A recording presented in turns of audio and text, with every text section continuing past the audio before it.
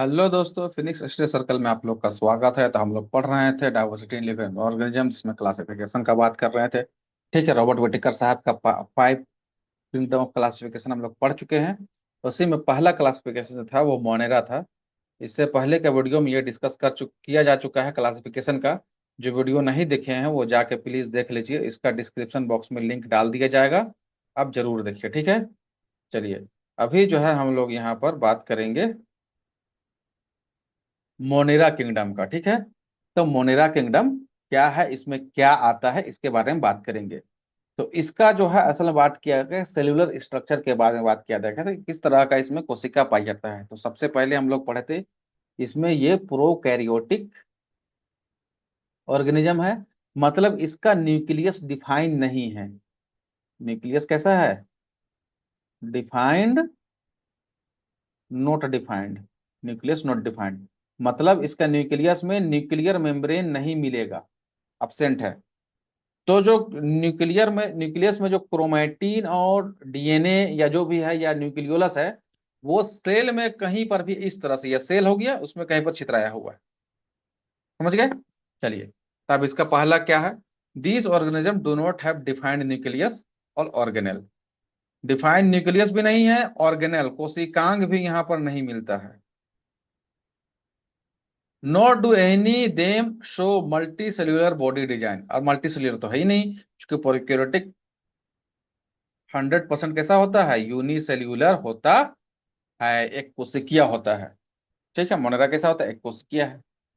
अब देखिए next, some of them have cell wall while some do not. इसमें किसी में सेल वॉल है, किसी में नहीं है। ये बहुत ज्यादा कंफ्यूजन वाला बात है, लेकिन इसमें ये एक पॉइंट एनसीईआरटी में लिखा है, some of them have cell wall और वाइल सम। ठीक है, चलिए नेक्स्ट हम लोग देखते हैं जो फीचर्स है, और वो है थर्ड पॉइंट।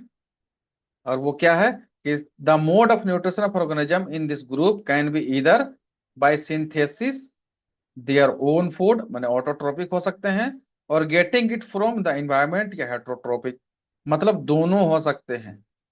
ठीक है, ऑटोट्रोपिक भी हो सकते हैं और हेट्रोट्रोपिक भी हो सकते हैं। क्लियर है? चलिए, देखिए यहाँ पर दो बात में हो भी सकता, नहीं भी हो सकता, में हो गया। एक सेल वाल कोशिका भित्ति हो भी सकता है, नहीं भी हो सकता है। और ये स्वपोषी और विषमपोषी, तो स्वपोषी हो भी सकते हैं, नहीं भी हो सकते हैं। क्लियर है? चलिए नेक्स्ट, अब इस ग्रुप में, इस किंगडम में, मोनेरा किंगडम में कौन कौन सा एनिमल आता है, या कौन सा जो है जीव आएगा, ऑर्गेनिज्म आएगा, इसको देखना है। इसमें कौन आएगा? सबसे पहले बैक्टीरिया। कौन आ जाएगा? बैक्टीरिया, जीवाणु, ब्लू ग्रीन एल्गा, नीला हरा शैवाल इसको कहते हैं, बीजीए शॉर्ट में कहीं कहीं लिखा हुआ रहेगा, या इसी को सियानो बैक्टीरिया कहते हैं। एनाबीना इसमें आ जाएगा, इसमें माइकोप्लाज्मा आ जाएगा। तो ये सब क्या है? ये सब मोनेरा किंगडम में पाए जाने वाले कुछ ऑर्गेनिज्म हैं, जो एग्जाम्पल में कभी कभी पूछा। जैसे एनाबीना जो है, एक जो है क्या है, ये नाइट्रोजन फिक्सिंग ऑर्गेनिज्म है, और ये जो पूछता है कि यह किस जीव, किस किंगडम से है, किस फैमिली से, कहाँ से संबंध रखता है। एनाबीना क्या है?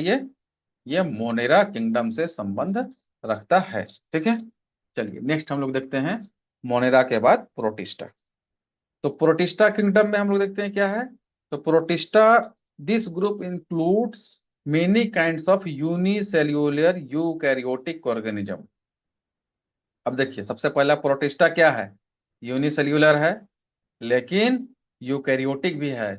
इसका मतलब इसका जो सेल होगा, उसमें जो न्यूक्लियस में जो इसका क्रोमैटिन और न्यूक्लियोलस है, वो क्या होगा? वो एक झिल्ली से घिरा होगा, न्यूक्लियर मेम्ब्रेन से घिरा होगा, वेल डिफाइंड होगा न्यूक्लियस इसका। क्लियर है? चलिए next, some of these organisms use appendages such as hair like cilia or whip like flagella for moving around।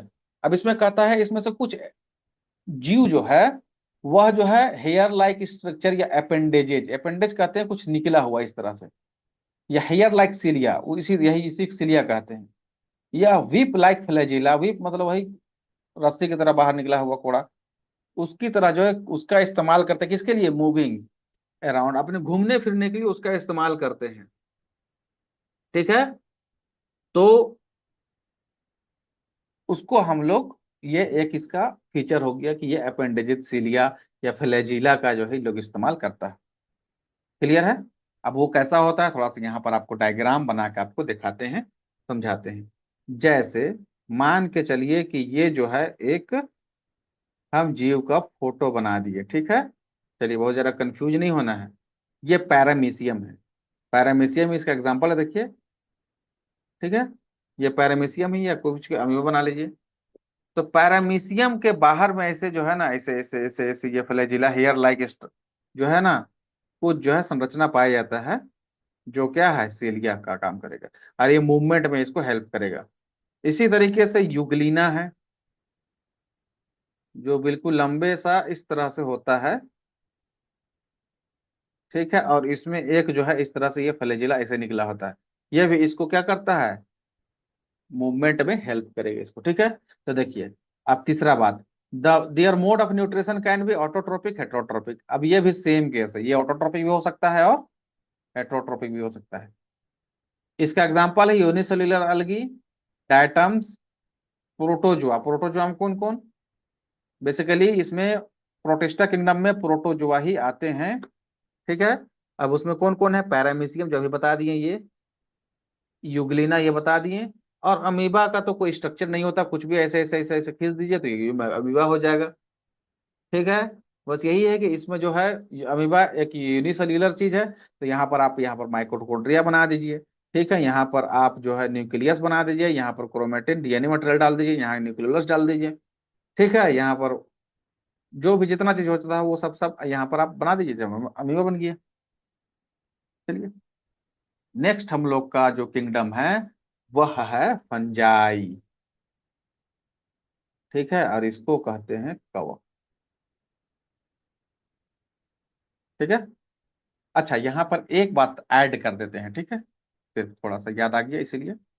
जो मोनेरा ग्रुप है, इसमें कौन आता है, अलगी आता है। अलगी इसी में सब आता है, यानी कि अलगी मतलब शैवाल। ठीक है, तो आपको कमेंट, ये सवाल पूछा हुआ है इसीलिए बता रहे हैं। तो आपको बताना है कि स्टडी ऑफ अलगी, शैवाल के अध्ययन को क्या कहते हैं, कमेंट में बताइएगा। ठीक है, चलिए, ये सवाल पूछा हुआ है, जरूर से देखिएगा, जरूर कमेंट कीजिएगा। बहुत इंपॉर्टेंट है, कई बार सवाल पूछा है, सैकड़ों बार। आप चलिए, फंजाई आ गया। तो फंजाई जो है उसको कवक कहते हैं। और फंजाई के अध्ययन को, माने कवक के अध्ययन को क्या कहा जाता है, तो इसको कहा जाता है माइकोलॉजी। क्या कहा जाता है, माइकोलॉजी कहते हैं। ठीक है, यहाँ तक क्लियर है? कोई कंफ्यूजन यहाँ तक अभी तक? चलिए, नहीं है। ठीक है, तो चलिए, अब नेक्स्ट हम लोग देखते हैं। नेक्स्ट हम लोग देख लेंगे इसका जो प्रॉपर्टीज के बारे में देखते हैं। ठीक है, इसका प्रॉपर्टीज के बारे में देखते हैं। तो प्रॉपर्टीज इसका आ जाएगा, पहला प्रॉपर्टीज हम लोग देखते हैं। पहला प्रॉपर्टीज है, देखिए, ये हेट्रोट्रोपिक यूकैरियोटिक ऑर्गेनिज्म है। अब सभी यूकैरियोटिक होगा, और ये 100% हो गया कि ये हेट्रोट्रोपिक होगा। ठीक है, क्लियर है?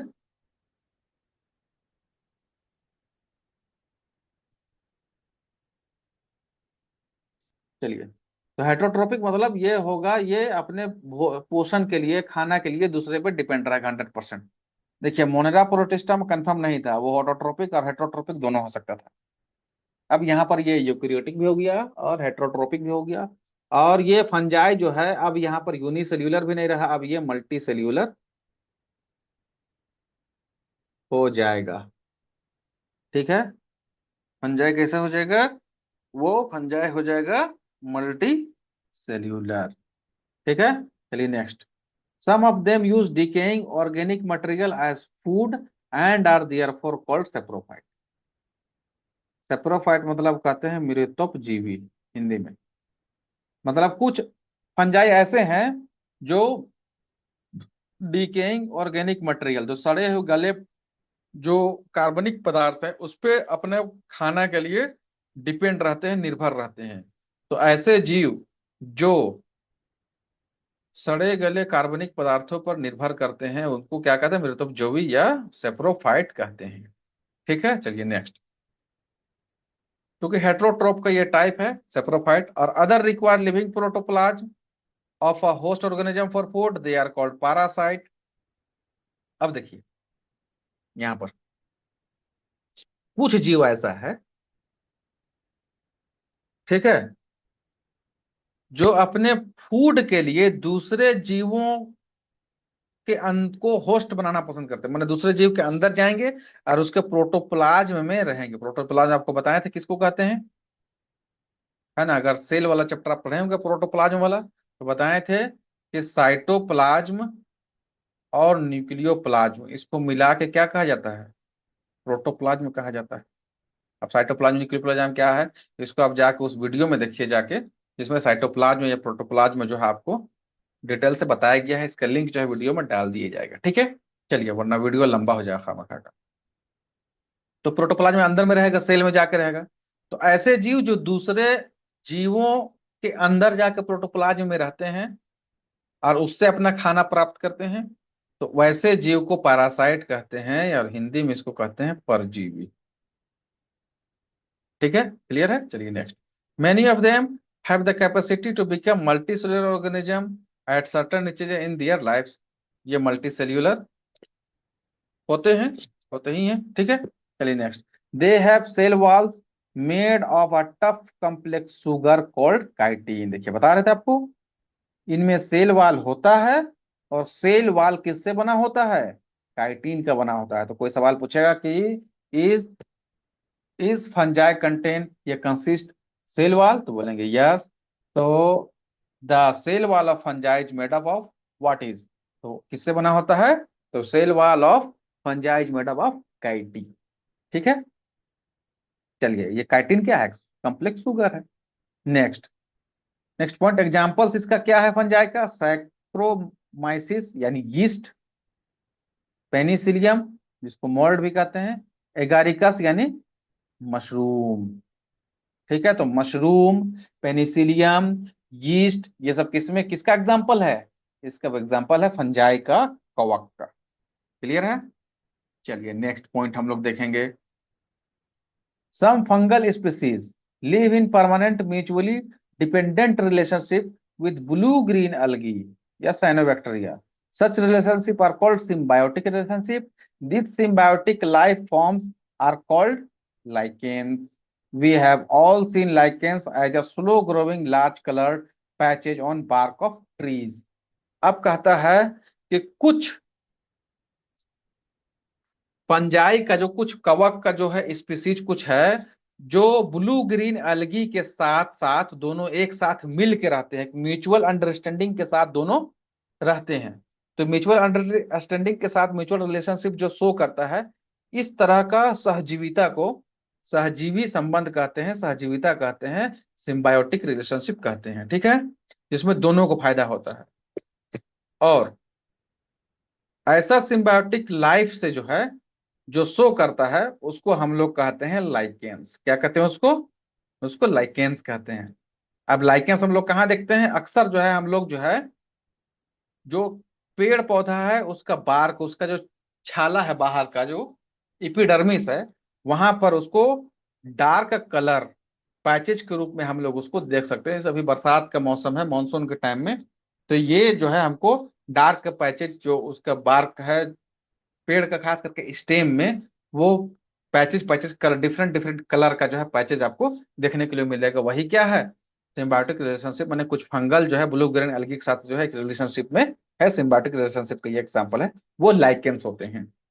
ठीक है, चलिए, तो आज हम लोग यहीं तक रखते हैं। नेक्स्ट वीडियो में हम लोग जो है बात करेंगे प्लांटी किंगडम का, और उसके बाद फिर जो है एनिमल किंगडम का बात करेंगे। ठीक है, उम्मीद करते हैं कि वीडियो आपको अच्छा लगा होगा, आपको ये तो तीनों ग्रुप, तीनों किंगडम जो समझाएं वो समझ में आया होगा। अगर वीडियो अच्छा लग रहा है तो वीडियो को लाइक और शेयर जरूर कीजिए, और अगर चैनल में नए हैं तो इसको सब्सक्राइब कीजिए। Thank you.